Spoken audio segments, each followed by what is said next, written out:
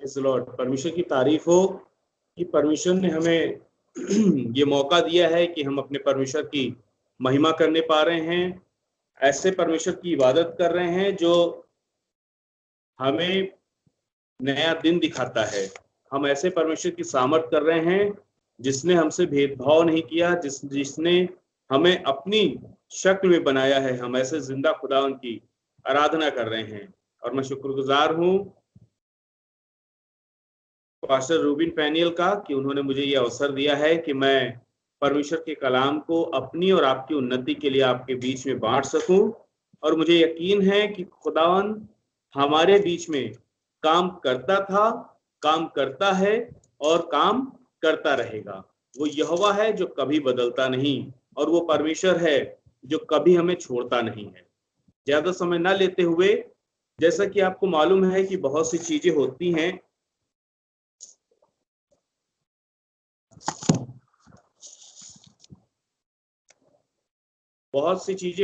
कि देखने में कुछ और होती हैं और जब आप उसके पास जाएंगे, देखने में कुछ और बिलीव होगा, भरोसा होगा, पर जब आप उसके पास जाएंगे, जब आप उसको देखेंगे, जब उसे इस्तेमाल करेंगे, तो फिर आपका अनुभव कुछ और होगा। और कुछ इसी तरह से है कि जब हम और आप कभी किसी से बातचीत करते हैं तो कई बार लगता है कि ये व्यक्ति बात कर रहा है इस तरह से, इतनी ज्ञान की बातें कर रहा है, इतनी समझदारी की बातें कर रहा है। हो सकता है कि ये इसके वचन या इसकी समझदारी या इसके पास जो ज्ञान है वो बहुत अच्छा और बहुत बहुतायत से है, जिससे हमें सहायता या इसके जीवन में इसको सहायता मिल सकती है।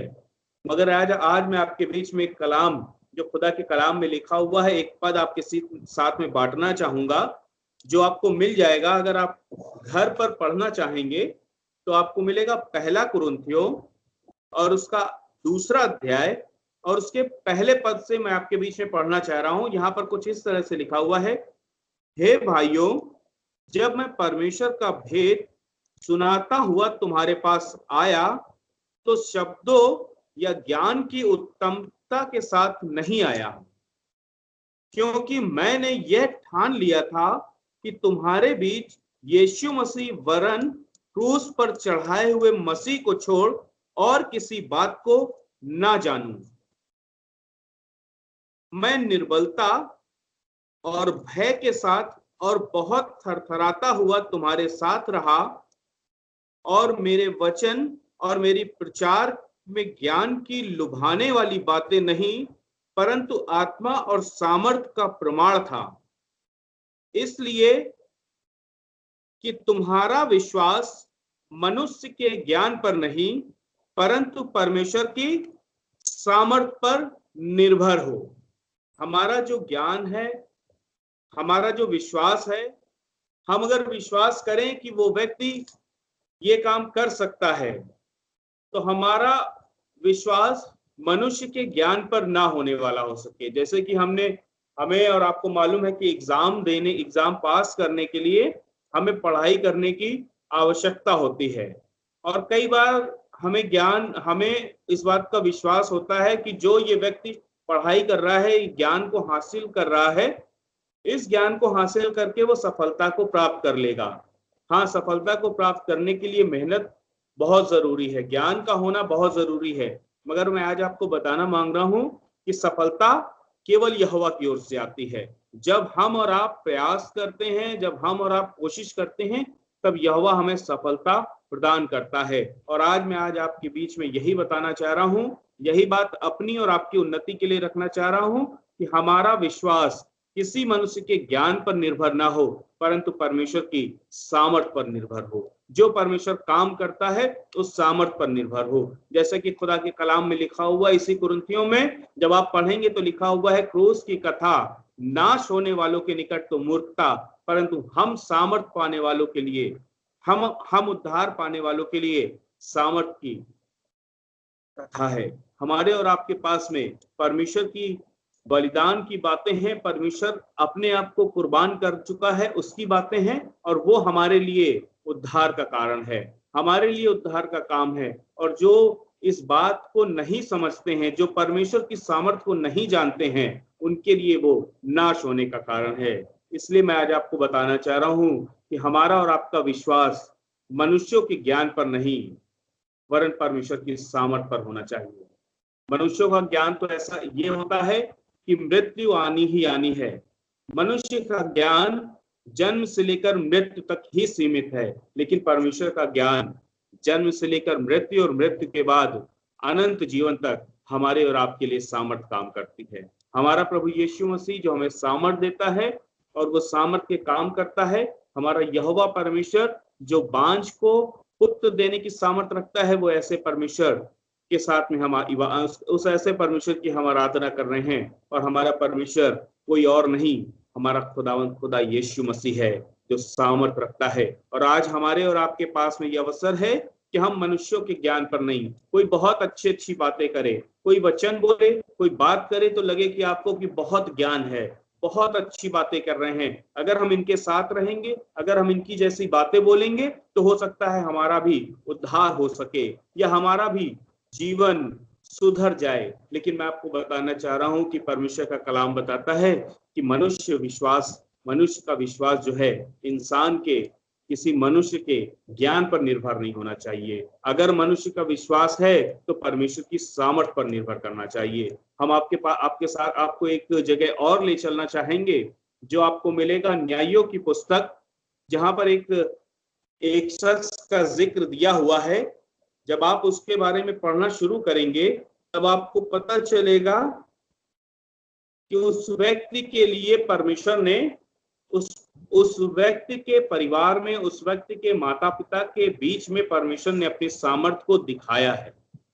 परमेश्वर का ज्ञान तो ये होता है कि जो व्यक्ति या जो स्त्री बांझ है वो पुत्र को नहीं जन सकती है।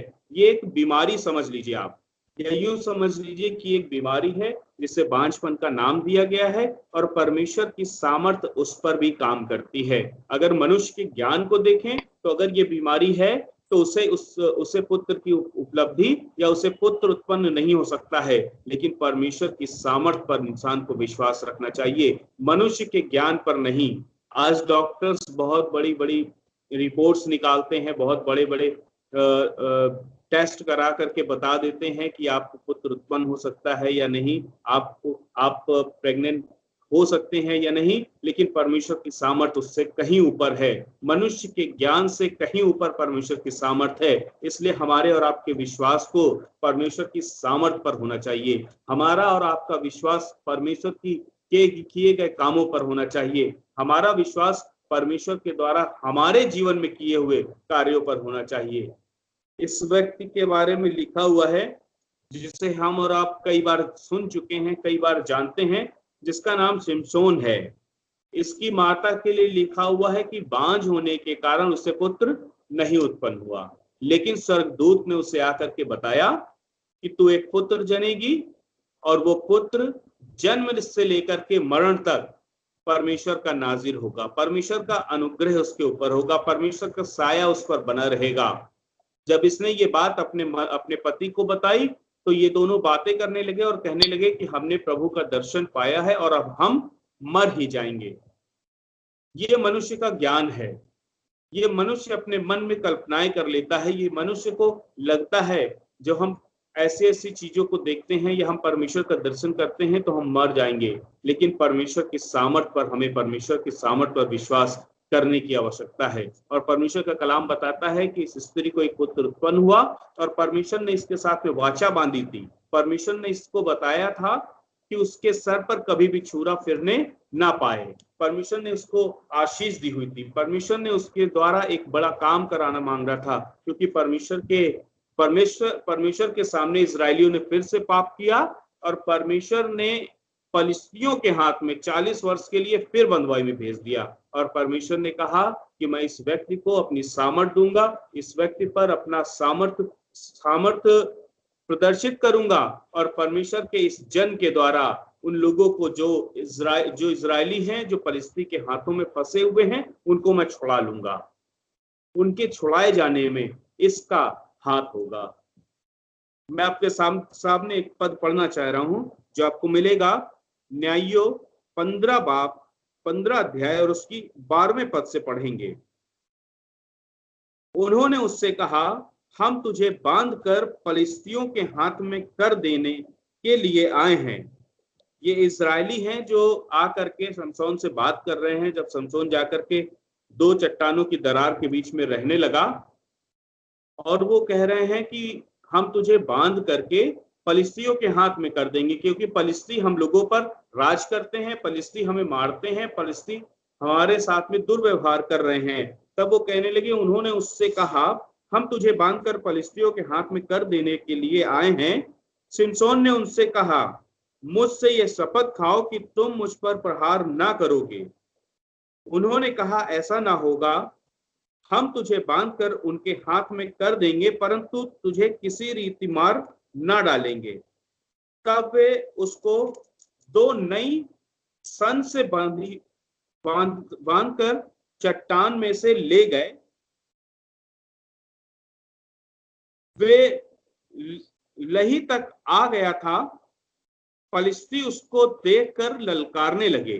तब यहोवा का आत्मा उस पर बल से उतरा और उसकी बाहों की रस्सियां आग में जले हुए सन के समान हो गईं और उसके हाथ में बंधन मानो गल कर टूट पड़े। तब उसको गधे के जबड़े की एक नई हड्डी मिली और उसने हाथ बढ़ाकर उसे ले लिया और उससे 1000 पुरुषों को मार डाला।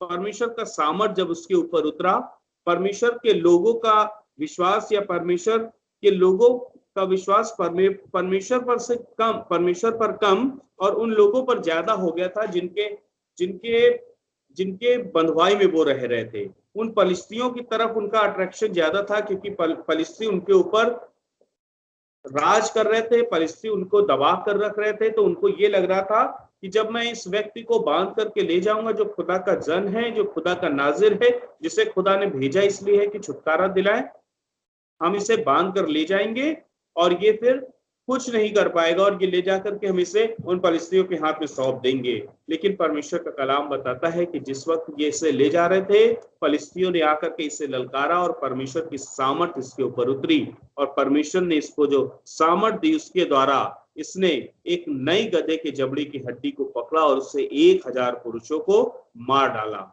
ये परमेश्वर की सामर्थ है। और मनुष्य का ज्ञान क्या था कि हम इसे बांध करके फलिस्तियों के हाथ में सौंप देंगे। और फलिस्तियों को भी ये लग रहा था कि इन इजरायलियों को हम बोलेंगे और ये बांध करके लाएंगे, हमारे हाथ में सौंप देंगे और हम उसके साथ में मनचाहा व्यवहार करेंगे। ये मनुष्य का ज्ञान है। लेकिन परमेश्वर के लोगों, आज आप यकीन जान लीजिए कि मनुष्य का ज्ञान मृत्यु तक ही सीमित है और मनुष्य के ज्ञान से बढ़कर के परमेश्वर की सामर्थ है। और हमारा और आपका विश्वास परमेश्वर की सामर्थ पर होना चाहिए, परमेश्वर के कामों पर होना चाहिए।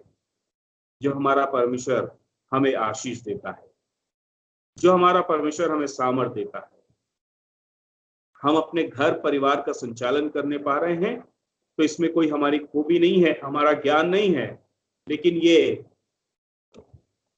इसमें परमेश्वर की सामर्थ है।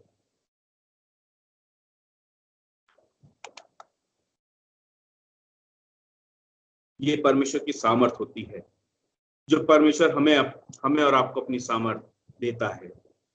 अगर हमें लगे कि हमारा ज्ञान बहुत है, जिस कारण से हम ये जॉब, हम ये नौकरी या ये व्यापार कर रहे हैं, तो यकीन जान लीजिए हमारे ज्ञान पर अगर हमारा विश्वास है तो ये मिथ्या है।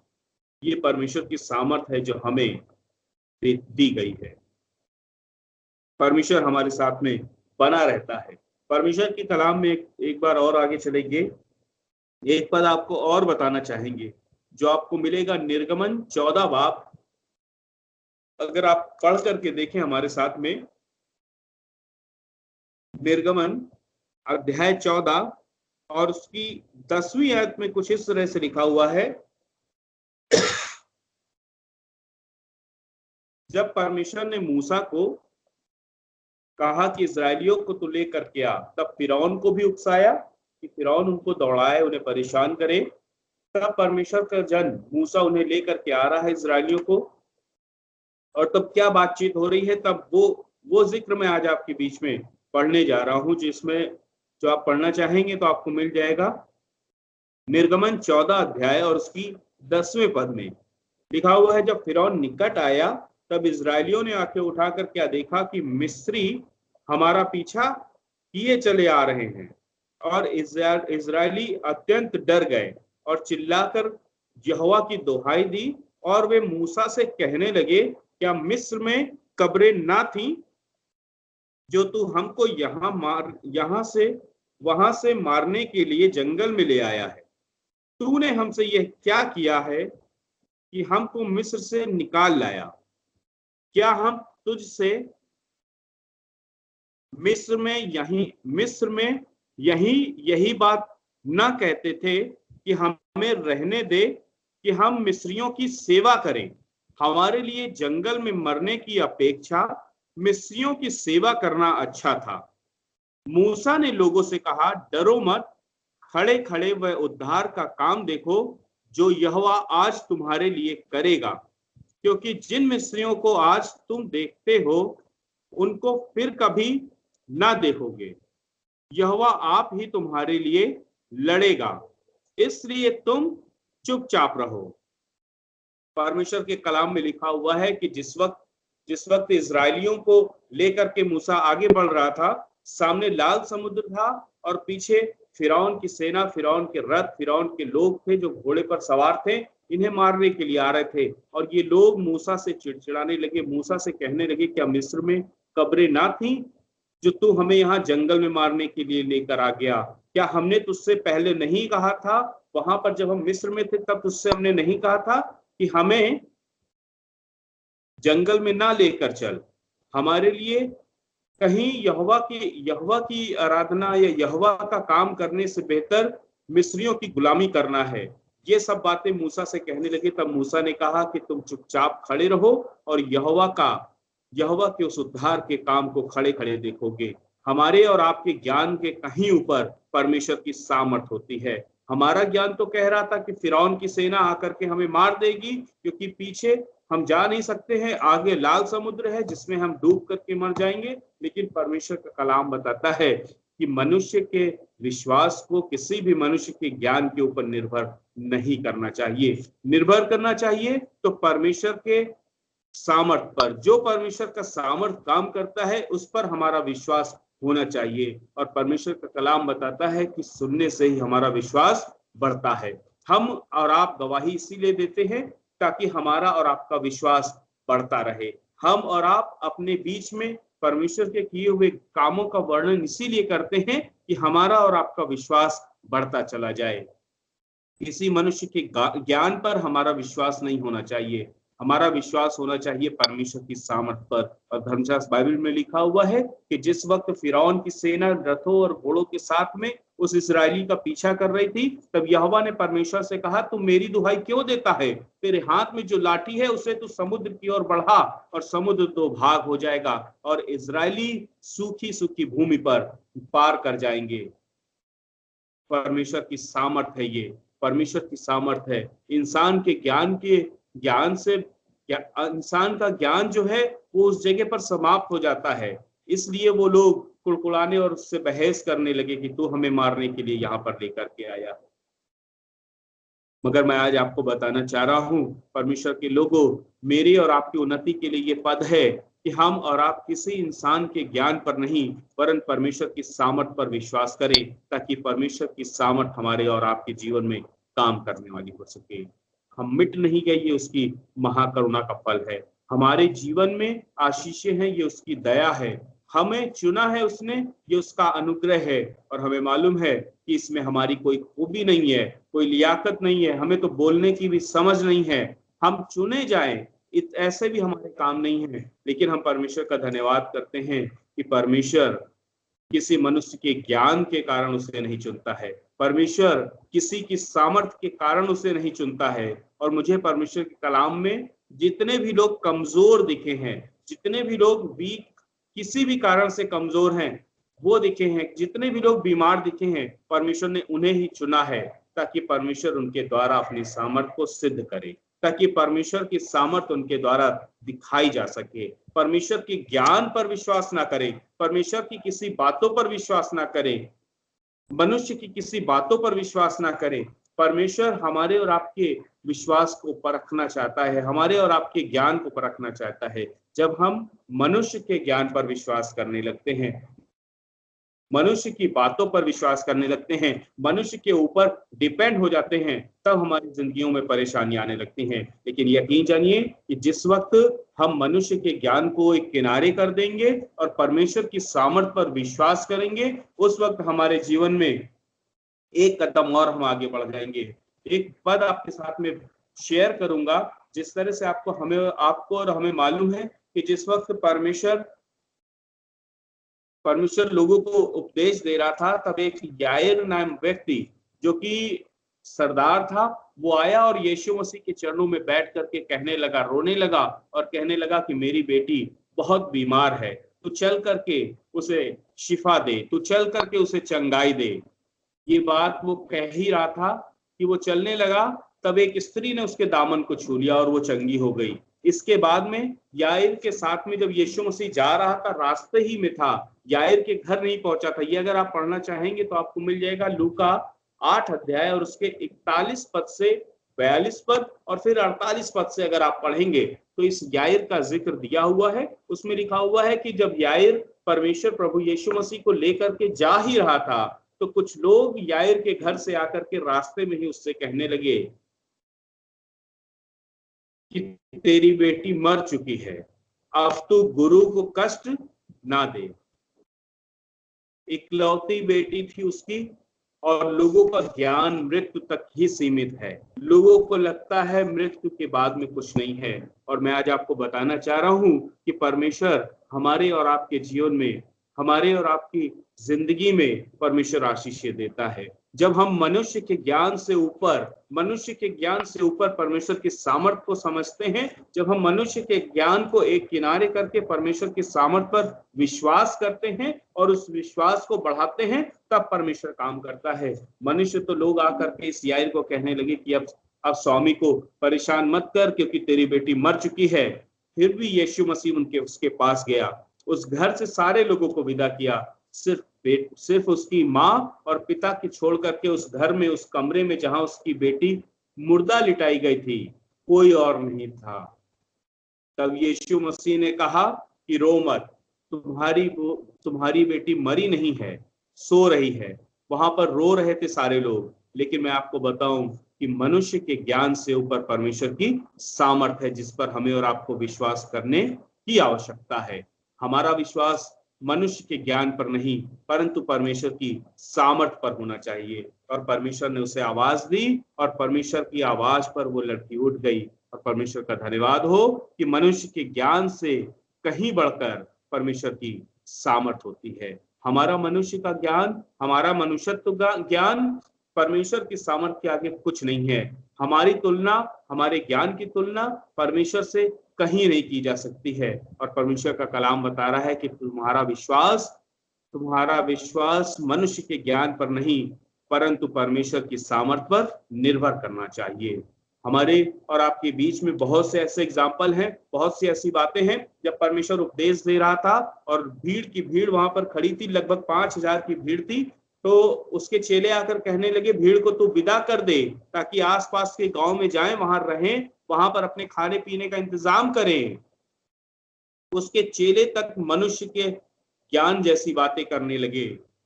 यीशु मसीह कहने लगा, तुम ही इन्हें खाने को दोगे। तब यीशु मसीह के चेले यीशु मसीह से कहने लगे, हमारे पास में 5 रोटी और 2 मछली के सिवा कुछ और नहीं है। तब यीशु मसीह ने कहा, उन्हें 50-50 करके बैठाओ और परमेश्वर की सामर्थ को देखोगे, परमेश्वर की सामर्थ को देखोगे।